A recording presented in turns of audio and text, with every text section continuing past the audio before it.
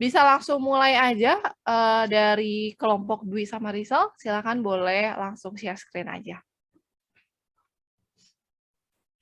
Baik Kak, apakah suara saya sudah terdengar dan muncul? Sip, udah kelihatan, PPT-nya dan suaranya juga jelas. Oh baik, selamat malam Kak Mentor dan teman-teman sekalian. Perkenalkan kami dari kelompok 4, nama Mentor di Ajeng Ciptaning Ayu. Kelompok kami terdiri dari Dwi Ahmad Zulhijjah, saya sendiri, dan Rizal Fadia Alfikri.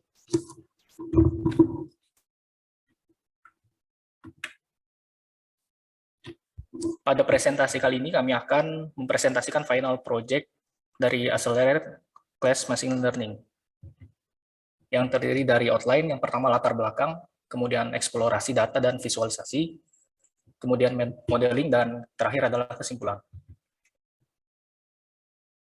Yang pertama adalah latar belakang. Latar belakang project sumber data berasal dari Kaggle seperti yang ada pada link yang kami tampilkan. Adapun problem dari masalah ini adalah classification. Kemudian tujuannya untuk mengklasifikasi harga smartphone pada range tertentu dan mengeksplorasi dan memperoleh insight dari data. Berdasarkan dataset yang kami terima, bahwa klien ingin mengetahui apa saja fitur yang mempengaruhi harga perangkat mobile. Permasalahan bisnis ini bisa dipecahkan menggunakan metode klasifikasi pembelajaran mesin, sehingga kami akan mencoba menjelaskan hasil dari proyek kami di sini. Yang pertama ada eksplorasi dan visualisasi data. Sebelum eksplorasi dan visualisasi, pertama ada tentang business understanding. Perangkat mobile seperti yang kita ketahui adalah juga disebut sebagai ponsel cerdas atau smartphone. Perangkat ini mempermudah pengguna untuk menggunakan komputer dengan mobilitas tinggi atau menginginkan perangkat komputer portable. Perangkat mobile kini menjadi teknologi yang sering digunakan manusia sehari-hari. Perangkat mobile selalu berkembang baik secara hardware maupun software-nya. Fitur seperti software misalnya sistem operasi dan aplikasi-aplikasi praktis yang dapat kita gunakan seperti WhatsApp, Discord, dan lain-lain. Adapun hardware-nya misalnya RAM, prosesor, kamera, dan layar. Keduanya setiap tahun selalu mengalami perkembangan mulai dari kapasitas maupun kemampuannya dalam operasi komputasi. Fitur-fitur canggih mempengaruhi harga. Perusahaan akan menyesuaikan fitur-fitur dengan harga berdasarkan kecanggihannya. Teknologi kapasitas RAM yang semakin besar dapat mempengaruhi harga menjadi semakin mahal. Tenaga baterai tertentu secara linear mempengaruhi harga. Terdapat banyak fitur yang mempengaruhi harga dari sebuah perangkat mobile. Misalnya tenaga baterai, ketersediaan Bluetooth, dual SIM, kamera depan dan kamera utama, jenis jaringan, clock speed, kapasitas penyimpanan internal, kapasitas RAM, dan lain-lain. Adapun dataset yang kami terima, mobile price atau harga perangkat mobile terdiri dari 4 kategori, yakni harga murah, harga sedang, harga mahal, dan harga sangat mahal. Dari dataset yang kami terima, fitur-fitur ini terkategori ke dalam hardware. Maka fitur-fitur hardware ini akan dijadikan analisis klasifikasi harga. Setelah data kami akuisisi atau kami terima, berikutnya adalah data akan dibersihkan atau proses data cleansing. Dari dataset yang kami peroleh, kami mendapat informasi bahwa terdapat 21 kolom atau fitur dengan 2000 baris, dengan tipe data integer sebanyak 19 dan float sebanyak 2. Dengan 20 kolom digunakan untuk prediksi fitur yang mempengaruhi klasifikasi dan satu kolom target yakni prediksi yakni price range. Untuk rentang harga dalam kolom price range terdiri dari 3 kategori dengan kode numerik, 0 untuk harga murah, 1 untuk harga sedang, 2 untuk harga mahal, dan 3 untuk harga sangat mahal. Dari dataset yang kami peroleh, kami tidak melakukan pembersihan data atau tindak lanjut data, karena berdasarkan hasil pemeriksaan, tidak terdapat null values. Data kategori sudah menjadi data numerik, tidak terdapat data yang duplikat, tidak terdapat outlier yang berarti, kemudian tidak terdapat kekeliruan data pada data kategori, misalnya kasus winner.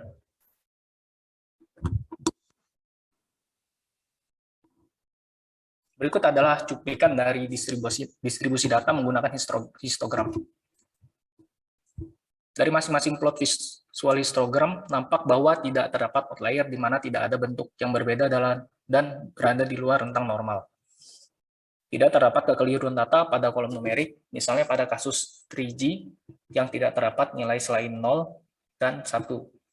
Begitupun kolom 4G, touchscreen, Wi-Fi, price, blue, dan dual SIM.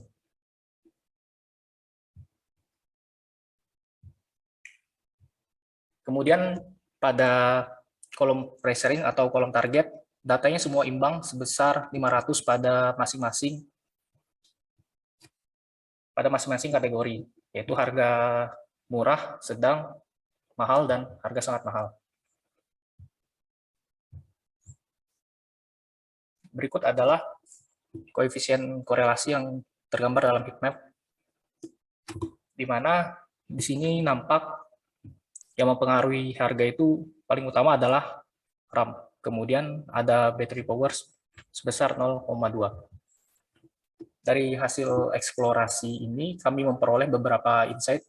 Yang pertama, RAM memiliki korelasi positif yang tinggi terhadap kolom target, yaitu price range. Kolom 3G memiliki korelasi terhadap kolom 4G, karena hampir semua smartphone yang sudah support 4G pasti sudah support 3G. Kolom PC memiliki korelasi terhadap kolom FC, karena seperti yang kita ketahui bahwa semakin tinggi megapiksel yang dimiliki front kamera, maka semakin tinggi pula megapiksel primary kameranya. Kemudian mobile WT dan touchscreen memiliki korelasi negatif terhadap price range.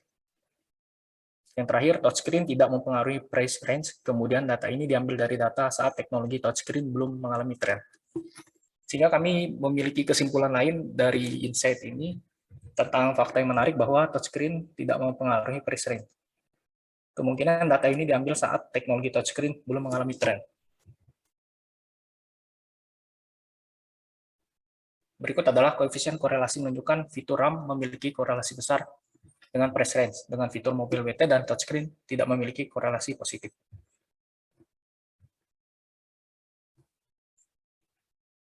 Semakin besar kapasitas RAM, semakin mahal rentang harga.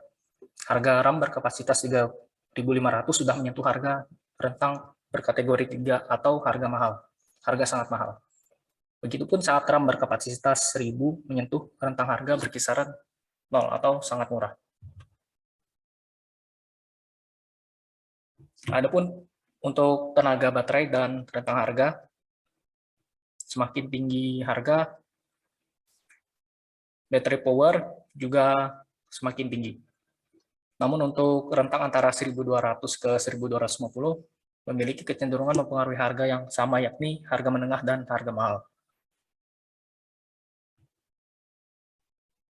Kemudian kami juga melakukan analisis bivariat pada RAM dan rentang harga.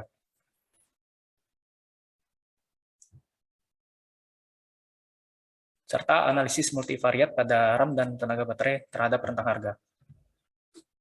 Dari gambar tersebut nampak dot-dot yang ada semakin besar kapasitas RAM dan semakin besar tenaga baterai, maka akan mempengaruhi ketebalan dari warna plotnya. Artinya harga semakin mahal. Misal pada dot yang berada pada RAM 3.500 dan tenaga baterai 1.800, maka dotnya akan semakin tebal.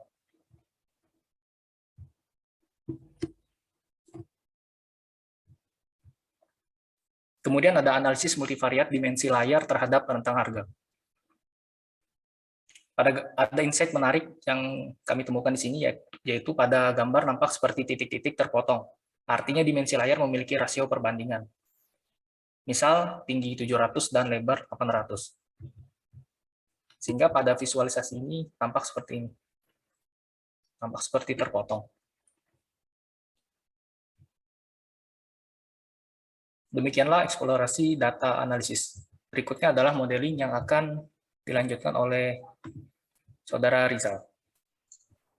Oke, untuk pembahasan selanjutnya mengenai modeling dan kesimpulan akan saya lanjutkan. Untuk yang pertama, pembahasan mengenai modeling.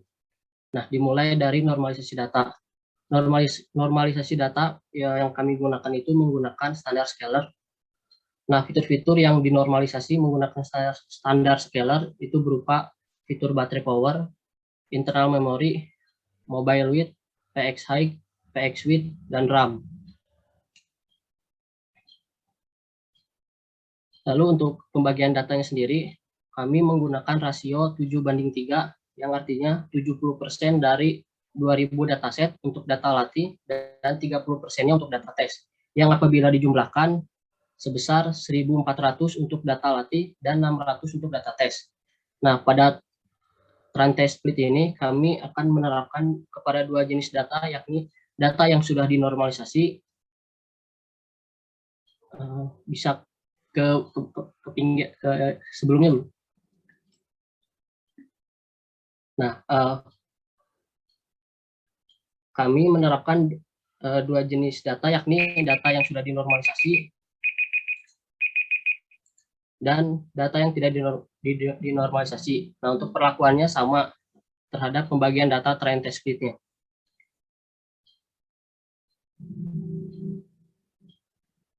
Nah, data kami terbagi menjadi dua jenis berdasarkan normalisasinya, yakni data yang dinormalisasi menggunakan standar scalar dan data normalisasi tanpa menggunakan standar scalar.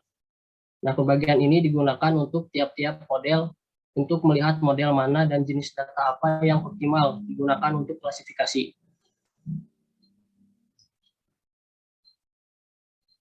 Nah, yang selanjutnya mengenai matrik evaluasi, kami menggunakan matrik evaluasi berupa confusion matrik untuk masalah klasifikasi ini dengan laporan klasifikasi berupa presisi, recall, F1 score, support, dan akurasi.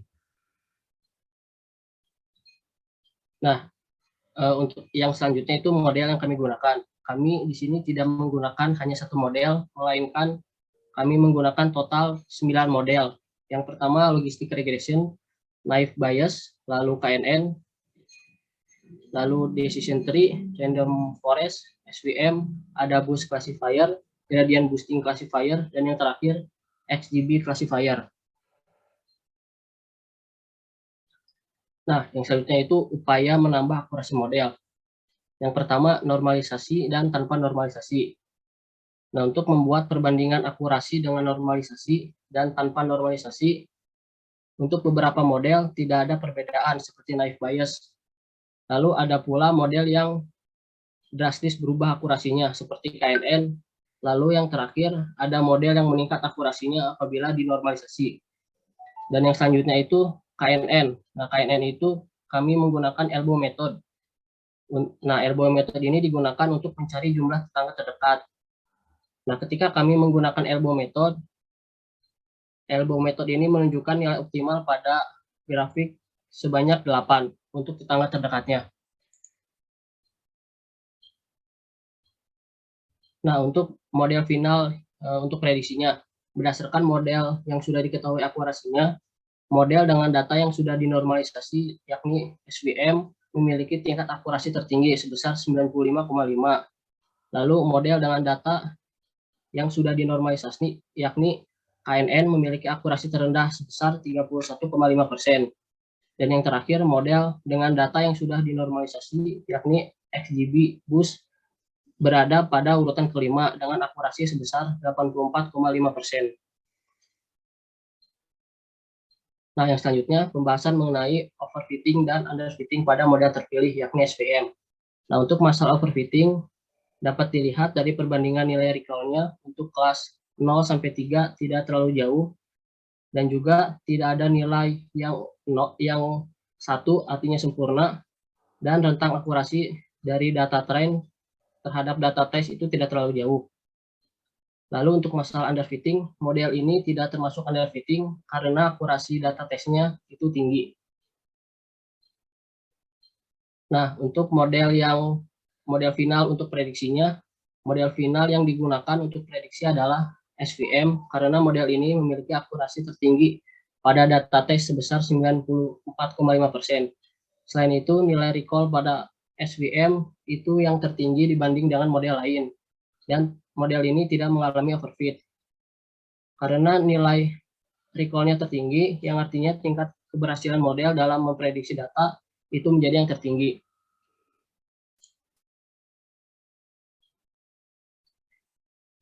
Nah, yang selanjutnya itu mengenai kesimpulan.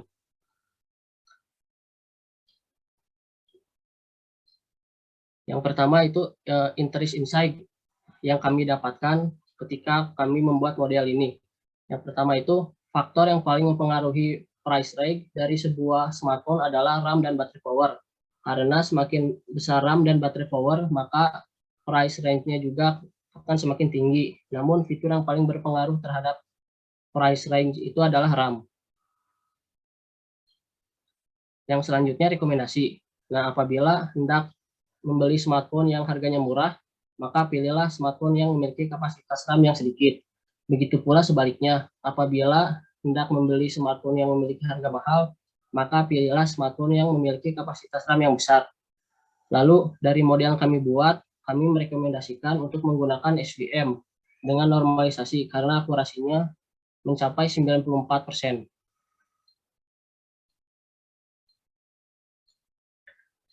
Nah, pembahasan yang terakhir mengenai semi-deploy. Nah, proses semi-deploy ini dilakukan pengambilan datanya berupa menggunakan input data. Nah, apabila semua data diinput, maka akan seperti tampak di gambar seperti ini.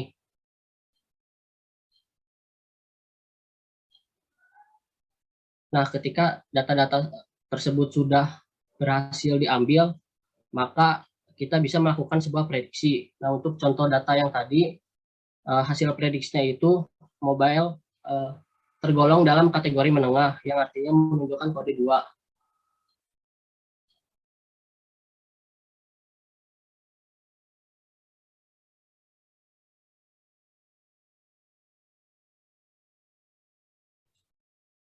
Oke, udah ya? Ya, Kak. Oke, sip. Makasih banyak ya Dwi sama Rizal, good presentation. Overall, aku kasih feedback dulu sedikit, lengkap banget menurutku nih presentation dan kalian sampai udah explore lebih jauh ya, di mana kalian masukin semi deployment ini, di mana kalian maksudnya seakan-akan ada simulasi gitu ya. Model kalian tuh bisa berguna seperti apa nanti pemanfaatan dan aplikasinya. Jadi good job. Sedikit feedback, menurutku sekali lagi aku bilang lengkap, tapi di bagian EDA menurutku kalian bisa lebih tingkatin lagi karena ada beberapa yang aku lihat sebenarnya insight-nya udah kalian dapet tuh. Misalkan kayak kalian lihat ternyata hubungan tadi apa ya, kayak aku lupa kayak length atau pixel atau apa gitu, itu ternyata ada yang menarik kan, lihat tuh ada rasionya gitu dan lain-lain. Atau misalkan hubungan 4G sama 3G tadi ternyata korelasinya tinggi gitu. Apakah ada feature engineering yang kalian lakukan gitu. Nah, itu kalian bisa tingkatin tuh misalkan kayak melakukan penggabungan beberapa feature karena misalkan punya hubungan yang kuat kayak gitu, atau ada feature yang bahkan kalian drop karena menurut kalian ya itu nggak beda jauh sama feature lainnya dan kayak gitu ya. Jadi itu yang menurutku kurang. Jadi action setelah kalian mendapatkan insight dari ide kayak gitu. Nah, itu biasanya disebut feature engineering-nya kayak gitu ya. Sip, itu overall feedback-nya. Aku ada beberapa pertanyaan, tapi singkat aja karena ini udah cukup lengkap banget menurutku. Mungkin di bagian modeling, kan bisa ke bagian modeling. Nah, ini menarik sih. Kalian kan menggunakan sedikit processing dulu gitu ya sebelum kalian modeling, yaitu kalian menggunakan transformasi, yaitu standard scaler ya, kan menggunakan standard scaler. Nah, di standard scaler ini berarti kan kalian istilahnya menormalisasi data gitu ya. Nah, kalian menurut kalian ya, ini kalian jelasin sebisa kalian aja.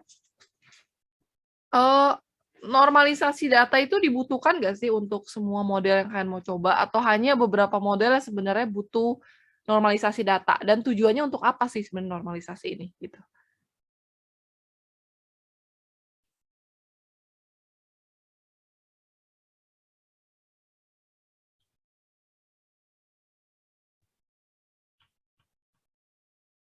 Silakan. Baik, Kak. Silakan Saudara Rizal, apakah ingin menjawab terlebih dahulu? Aduh, maaf tadi DC jaringan di sini jelek. Oh, oke. Aku ulangi sedikit ya. Jadi kalian kan menggunakan normalisasi data nih. Aku sebenarnya pengen tahu aja, tapi ini kalian jawab dengan pengertian kalian aja. Sebenarnya menurut kalian normalisasi ini dibutuhkan nggak sih untuk emang model yang kalian mau coba gitu ya? Apakah untuk semua model atau model-model tertentu aja? Dan apa sih guna normalisasi ini gitu? Saya dulu ini TK. Boleh bebas. Oke. Kalau menurut saya normalisasi itu penting.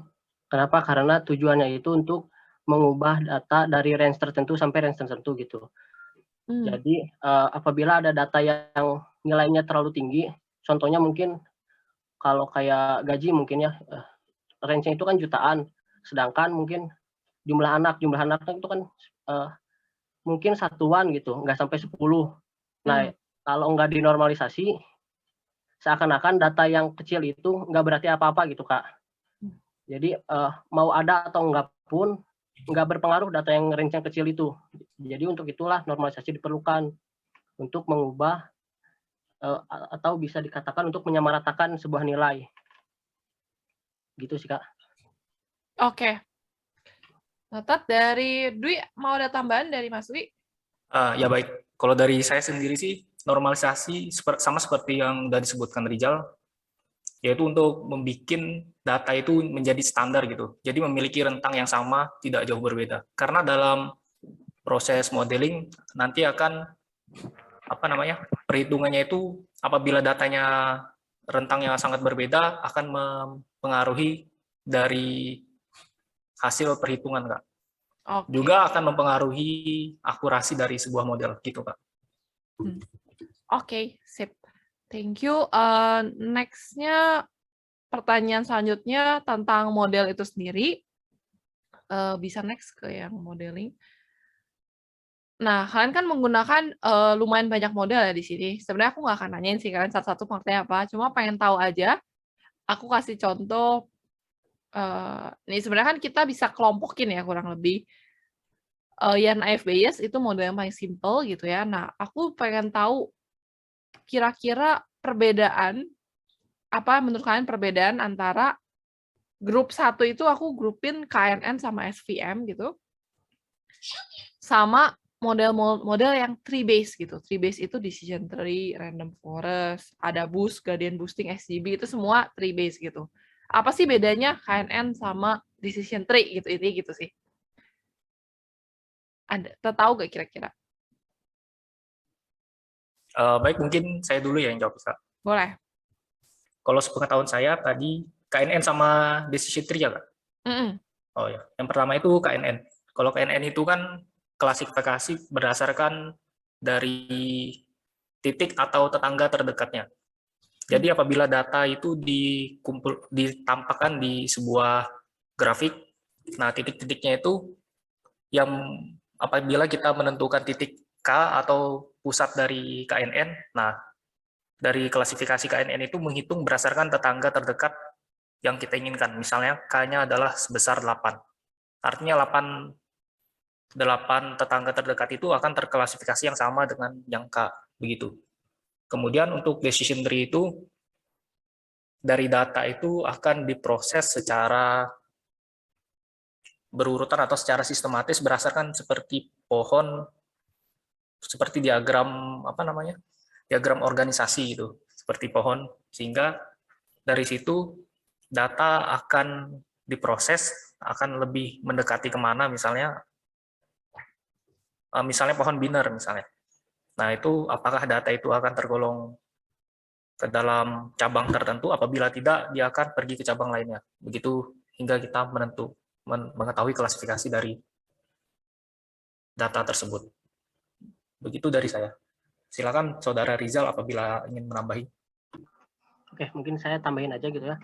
Kalau KNN itu, kalau menurut saya itu perhitungannya itu simpel gitu. Berbeda dengan kalau kayak decision tree atau random forest itu mungkin agak ribet untuk perhitungannya. Lalu dari segi parameternya, parameter KNN terus SVM itu tergolong sedikit. Berbeda dengan decision tree, random forest, ataupun kayak gradient boosting. Itu parameternya itu sangat banyak gitu. Oke. Sip, thank you jawabannya Dwi dan Rizal. Terakhir ya, pertanyaan terakhir. Kalian tadi nyebut kayak model yang kalian final, kalian apa reason-nya kalian pakai, dan mostly yang kalian perhatikan itu sebagai metrik utama itu untuk evaluasi adalah akurasi gitu. Nah, pengen tahu karena kan sebenarnya kalian ini namanya multi class problem ya, di mana kalian classification tapi lebih dari 2. Jadi bukan binary, hitungnya multi class. Nah, kenapa sih kalian merasa akurasi itu paling oke gitu sebagai metrik utama untuk memilih model?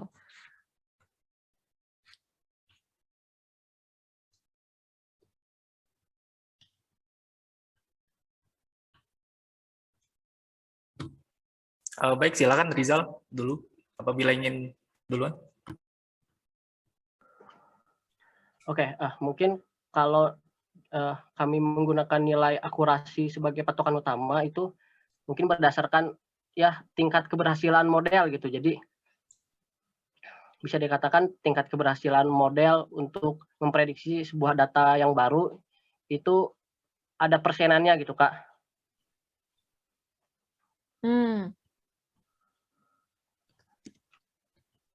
Ya. Mungkin kalau lihat nilai recall ataupun precision itu kan mungkin agak bingung gitu ya, karena nilainya itu berdasarkan kelas, berbeda dengan akurasi. Itu kan akurasi, kalau akurasi itu sudah totalin semuanya gitu. Oke. Mungkin cukup Pak kalau dari saya mah.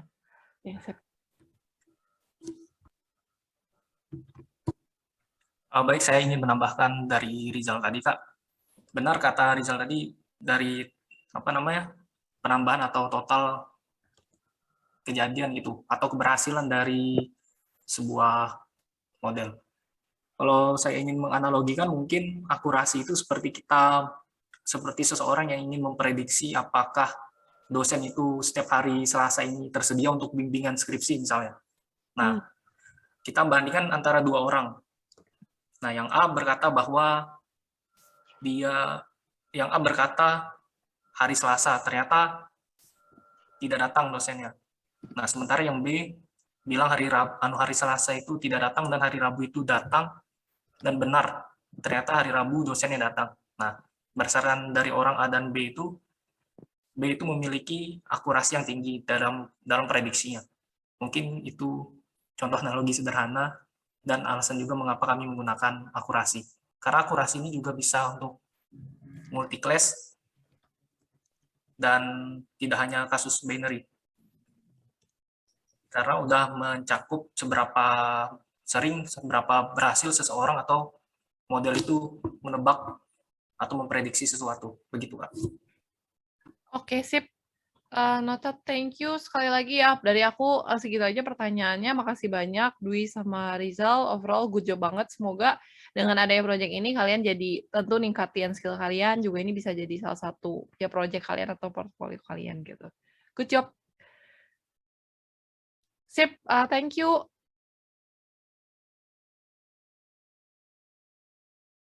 Oke, kalau gitu kita ini bisa. Aku stop share ya, Kak. Iya, siap. Stop share maksudnya.